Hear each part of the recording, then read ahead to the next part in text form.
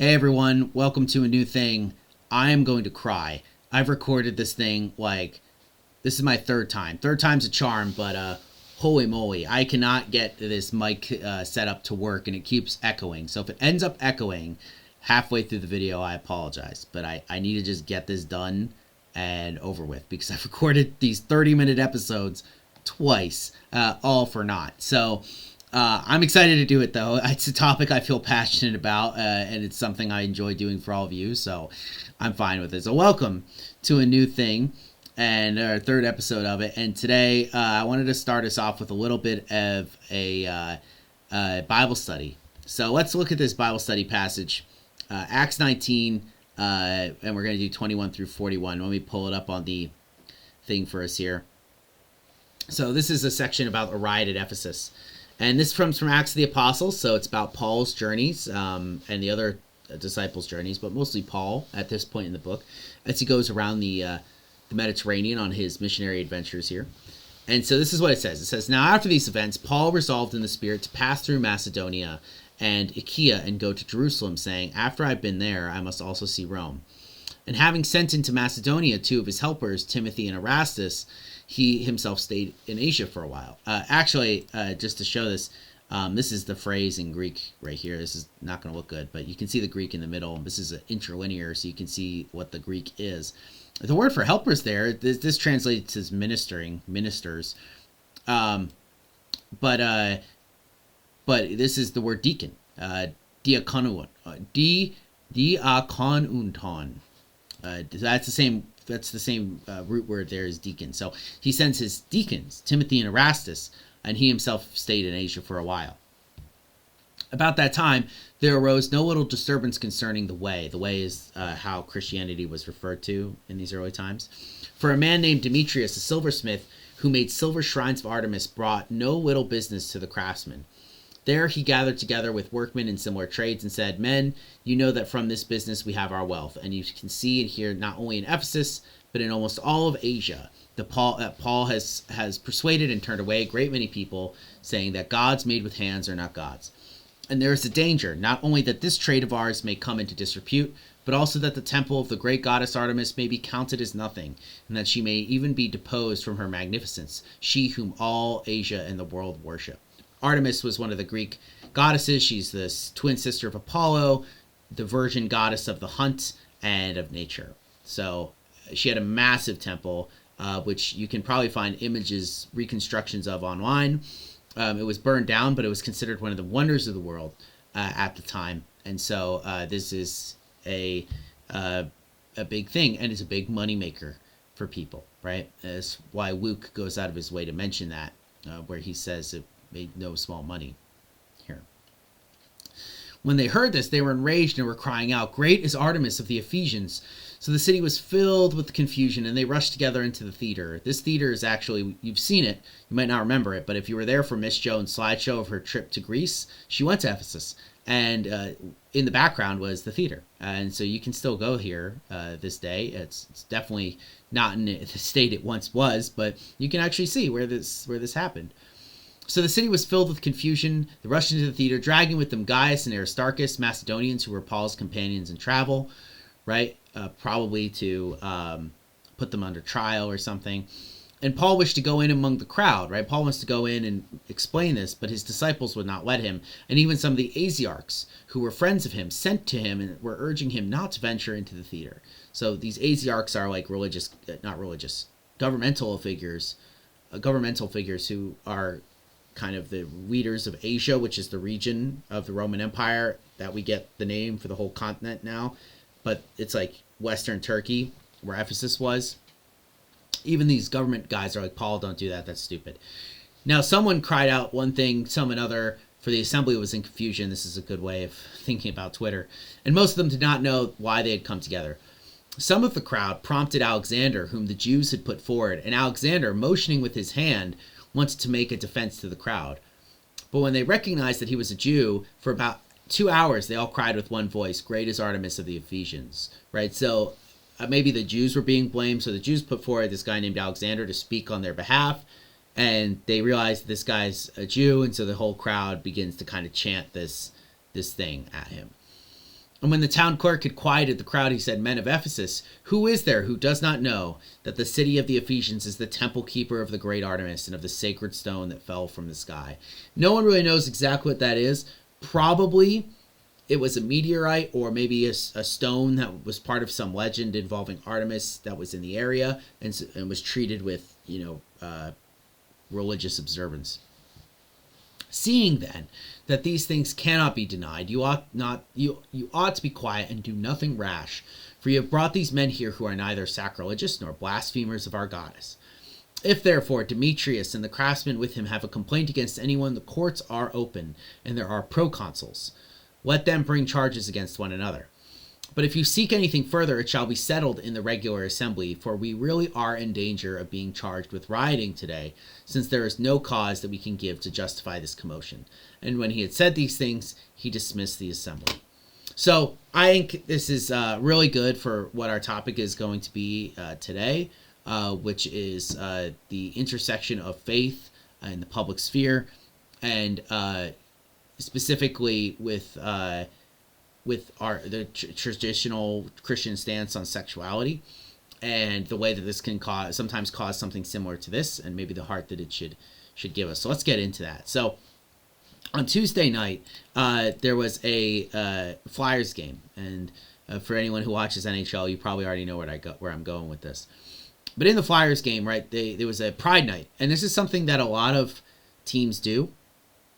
They have these things where they will have certain events that celebrate parts of the community.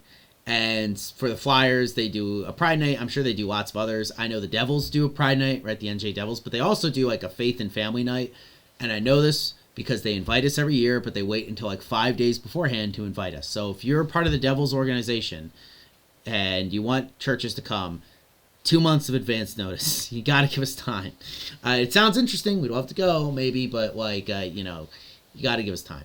I also know that, like the Mets, for instance, in Flushing, they'll do like a Chinese culture night and things like that. So this is something that goes on in sports quite a bit. Not really shocked that this is happening. What ended up happening is they have a guy named Ivan Provorov, who's a defenseman for the Flyers, and he refused to wear the Pride jerseys that they were wearing during warm-ups. And so the organization goes, okay, play the game, they win. Afterwards, people notice that he didn't do this, and so the people who are the journalists there ask him questions. So let's check out what they had to say here. Everybody, I respect everybody's choices. My choice is to stay true to myself and my religion. That's all I'm going to say. Like I said, that's all I'm going to comment on that. If you have any hockey questions, I would answer those. Can you just clarify what? Can you clarify your religion? Russian Orthodox. So you can see right there, right? He's asked by the not the commentators. He's asked by the people, the news reporters, like, why didn't you do this? He says, I respect everyone, but I also want to be true to myself and true to my beliefs, and so I didn't take part in it. And he's Russian Orthodox, which has a traditional Christian ethic when it comes to sexuality, right? And so, as we'll see in the next clip, this isn't the first time this has happened in sports. Things like this pop up. And so pretty innocuous, I think, pretty middle ground milquetoast thing of saying, listen, people can do what they want. This is what I'm choosing to do because this is what I believe is the right thing to do by my religion, right? Normal thing to say. I think. Normal thing to say. But maybe I just say that because I'm sympathetic, because I have similar views. But I really do think that, generally we should be pretty tolerant of people's differences in what they believe, especially if it's a pretty innocuous thing to believe in the grand scheme of the world, right? It's not as though Provorov is doing something that is just completely not acceptable. And now it may not be acceptable culturally, right? For him to say something like this, but it's not nearly as bad as if he was some Nazi or something. That would be a lot different, but that's not the case. Unless you're an ideologue who would say something like that, but most people are not ideologues. So people had reactions to this because, of course, they did, and I realized that actually American commentators pretty normal about this. Maybe some kind of went off the rails, but most are pretty normal. Canadian commentators got really mad, and I'm actually going to play a clip from something called Breakfast Talk, which is a Canadian sports talk show, and it's very Canadian. You can see on the table they have their Tim Hortons cups, and you'll see that this guy gets pretty fired up about this. So let's check out this clip. Three things, technically. Provorov also spoke to the media after the game and echoed what Tortorella said, so I didn't feel the need to run it. This happened in baseball last year with the Tampa Bay Rays. There were 5 members of the Tampa Bay Rays who wouldn't wear a patch supporting gay rights, and Major League Baseball didn't do much. It was a story for a little bit. John Tortorella, many years ago, when racial injustice, and it still is till this day, but when Colin Kaepernick first started kneeling during national anthem, said anyone who does that on my team is going to sit. And he has a son who's an Army Ranger. So it's not like Tortorella in the past hasn't spoken on sensitive issues. The theme from the National Hockey League is hockey is for everyone, okay?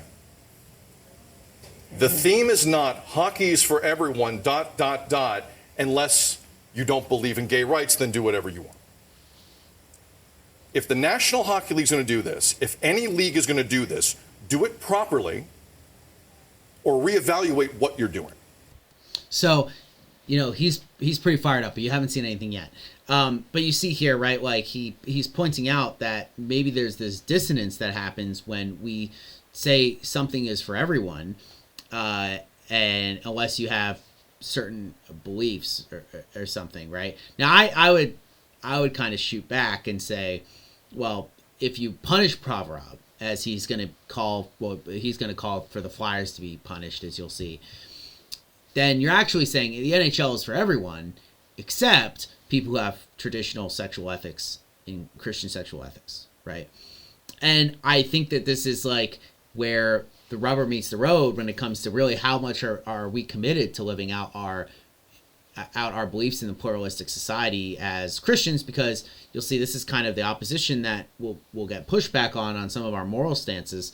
And if you think that you won't get pushback on your moral stances, then you're not part of the faith, the right faith, because a lot of people are upset by all sorts of teachings of Christianity, and so you got to just be ready for that.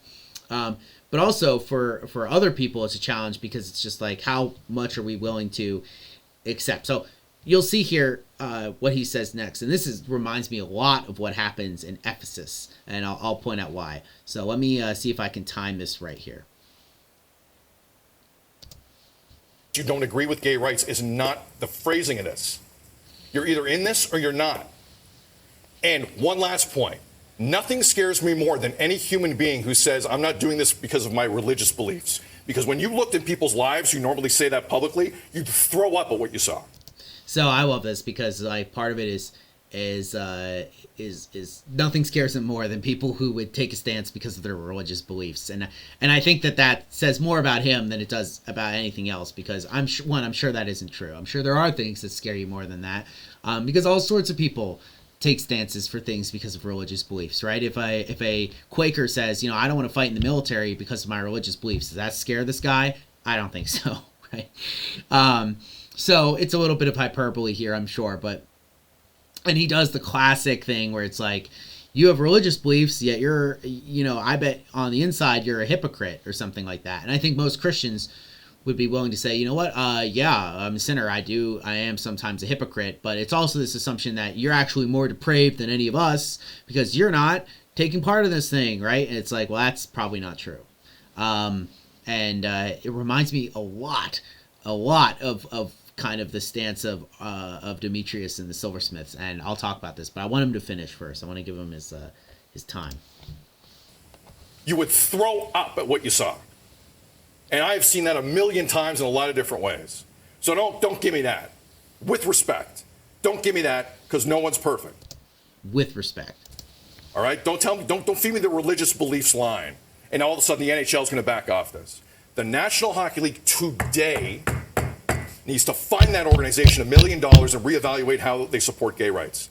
Because that is insulting. That is the #1 trending topic in Canada. That is insulting what happened in Philadelphia. And if the NHL's serious about this, they say they are, we'll see. We'll see how serious they are today.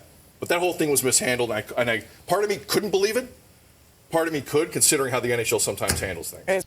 So, yeah, I mean, like, very animated, right? He's very upset that the Flyers allowed this to happen, you know, that type of thing. And so I think, you know, I think it's overblown, but it reminds me a lot of what Paul was doing in Ephesus and how that shook out. Because, like, if you actually look, right, Paul doesn't do any. It's just like people have heard of him doing things, heard of his stance, and so they drag him before this assembly, right? Or they try and drag him before, but they drag his friends before this assembly, and they're gonna like sue him and put him because it's challenging.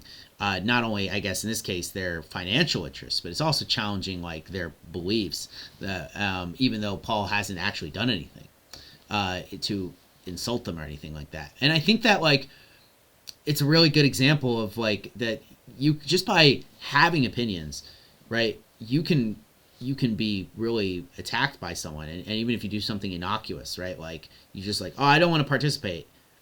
It reminds me a lot of the thing from Seinfeld, where if you've seen the episode where Kramer gets the AIDS ribbon, right, where they're all wearing AIDS ribbons, and Kramer's just like, I don't want to wear the ribbon, all right? I'm doing the walk, I'm not going to wear the ribbon. Everyone's like, why aren't you wearing the ribbon, right? It's exactly like that. It's just like, you have to, if you challenge the culture in any way, people freak out. And I think that this is something that churches are really struggling with because they don't want to be dragged in before the theater, right? They don't want to cause anyone, you know, mental or physical distress or anything like that. And you can see this in the recent stance that came from the Church of England. And you'll see here from the Associated Press, it says Church of England refuses to back same-sex marriage. And this is Justin Welby. He's the Archbishop of Canterbury, who is the spiritual head of the church in the sense that he's the clergy person who's highest up in it. He reports directly to King Charles, who's the head of the church, technically. But so he called a meeting of bishops to come together and figure out a stance on same-sex marriage and sexuality more generally.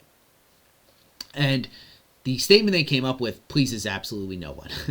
And we're going to look at that. So you'll see right here, it says, the Church of England said Wednesday it will allow blessings for same-sex civil marriages for the first time, but same-sex couples will still not be allowed to marry in its churches. And you can see there, right, that's a really middle of the road, not pleasing anyone type of stance. Because if you're for same-sex marriage in the church, you're going to say, so everything but this one thing you're allowing us to do, but not that. It seems pretty arbitrary, right? And I agree. I think it is. And then if you're against same-sex marriage, you're saying, well, you're allowing it in every other instance but this. That doesn't make any sense. Doesn't.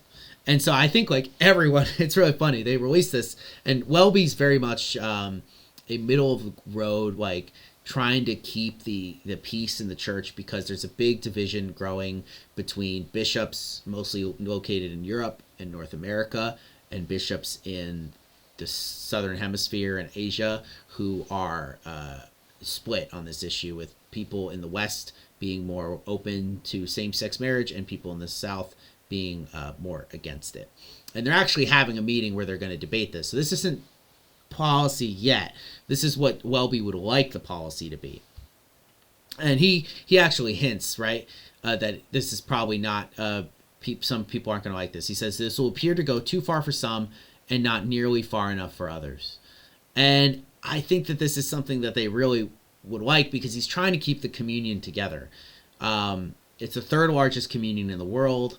And it's, like many other churches, kind of tearing at the seams when it comes to how do you debate this issue, right?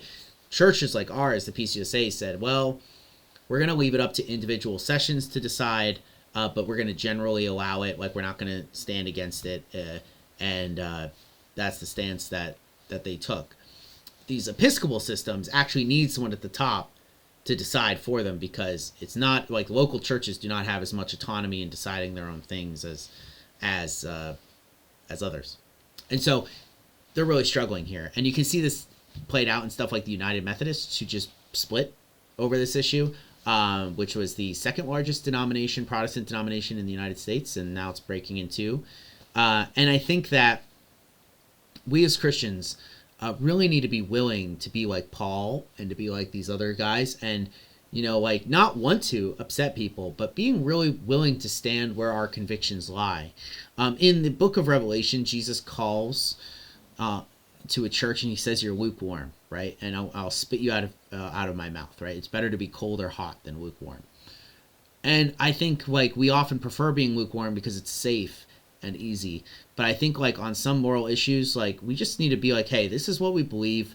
And I understand that this is going to cause me some problems, but you know what? I stand on the truth of God, and I'm willing to deal with what's going to happen to me. I think like we need to have the boldness of Paul, the boldness of Peter, the boldness of Christ when he went into situations and said, "This is what I am commanding you as the Lord," right? So I just think it's important. So anyway, that's all we have today. I hope you guys have a good rest of your Thursday. Peace out.